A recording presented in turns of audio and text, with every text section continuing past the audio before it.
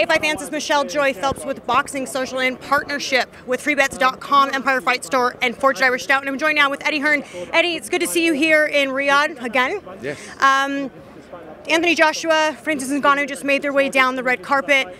Just what your thoughts at this point?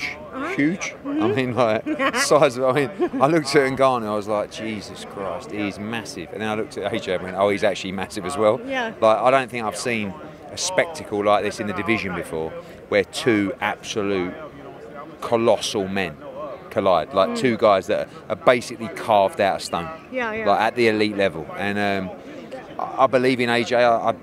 I believe he can and will win the fight, but I also know it's a risky fight, and there's a lot of jeopardy in the fight. And Ngannou's full of confidence, plenty of power, but in my opinion, nowhere near as good as Anthony Joshua. So just got to be smart and get through the finish line on Friday.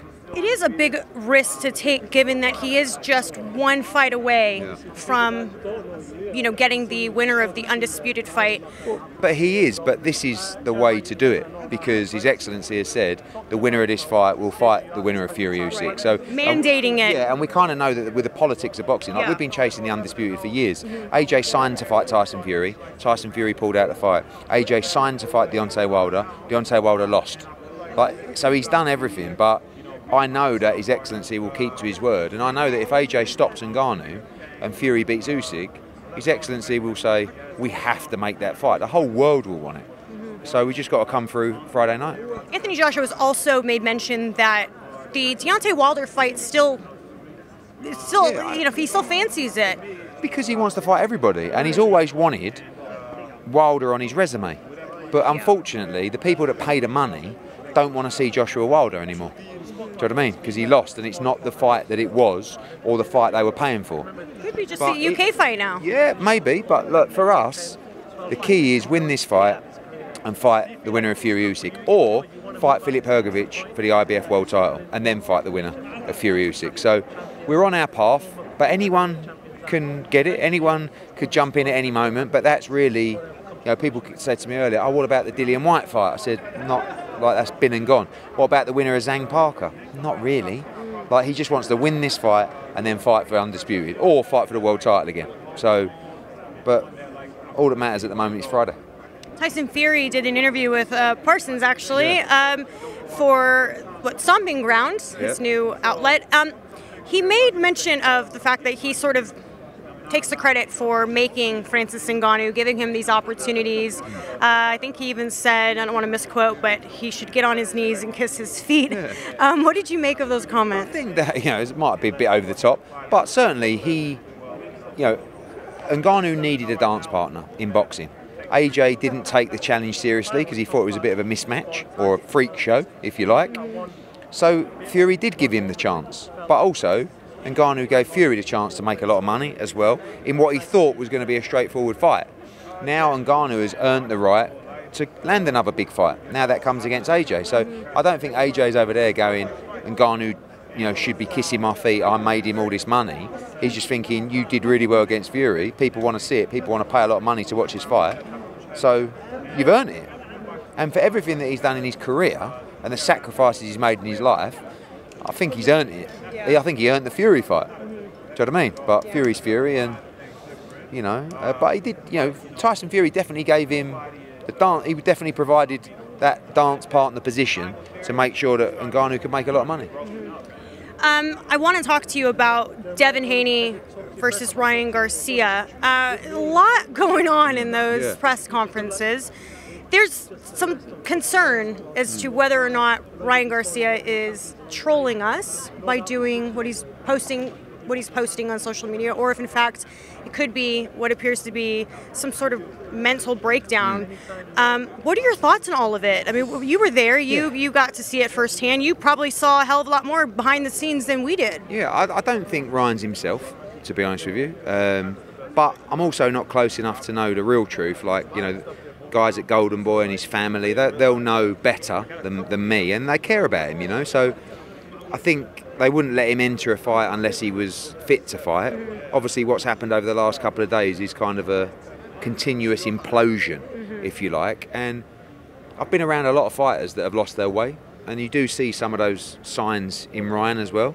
think he's under a lot of pressure. He's obviously had a lot going on in his personal life as well, and he's got a big fight coming up. So hopefully he can get into camp and get focused on the fight. And if he's not focused on the fight, I don't think people around him will let him fight. You know, Golden Boy have got Oscar and Bernard Hopkins, like they've been around the game, they know the game inside out. I don't think they'd want him to enter the ring if he wasn't 100%. So they'll be the right judges of that, but definitely not behaving in his normal fashion. Right. It's kind of like, is it a new antic he's trying to put, persona he's trying to build? If there was a bit of that, but no is the answer. Like his behaviour is erratic, and obviously that's a concern to anyone. Right. I would like to talk about Canelo. We were hearing for a moment there that you and Canelo might be reunited. Do you know what the status is there? Because now we're hearing PBC might be back in the picture. Well, I don't think back in the picture. I mean, he's got a free fight deal with them.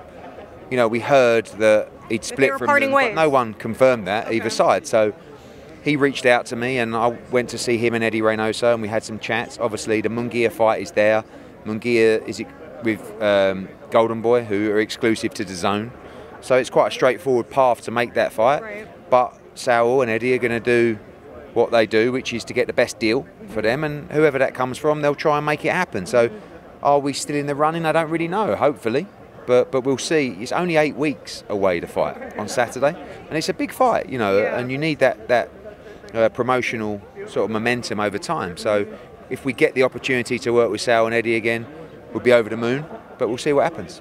Dillian Whyte was cleared today, putting him back in position, obviously, to fight back in the UK.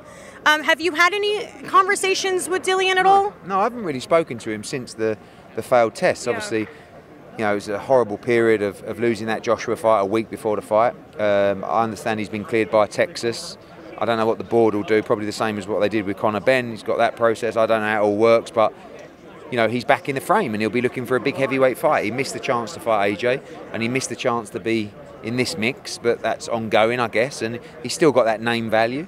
And I'm sure he'll be looking to get back in a big fight. Maybe mix him up with some of the guys you have? Maybe, yeah. I mean, certainly out here as well, you know. Like I said, he's a big name, and he'll be looking to make up for lost time.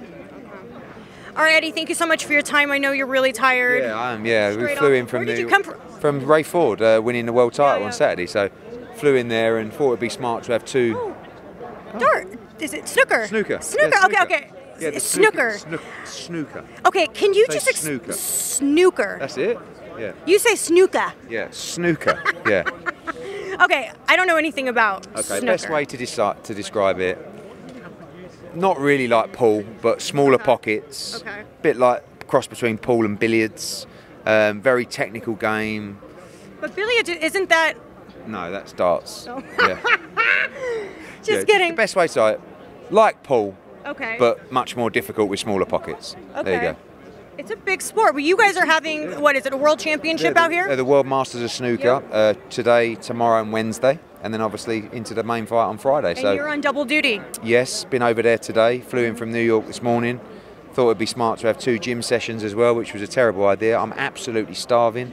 I thought my interview duties were over, and then I remembered you wanted to get Francis Ngannou rather than me earlier. Do you know what? I didn't even get, they ended up walking right by. Oh, well. So you said you just came over me as I was leaving and said, and I thought, got to get it done. So we'll do more tomorrow, and I'll be, I know I was on great form, but I'll be on better form tomorrow. Okay. Well, I appreciate your time anyways. Thank you. Thank you. Bye, Fight fans.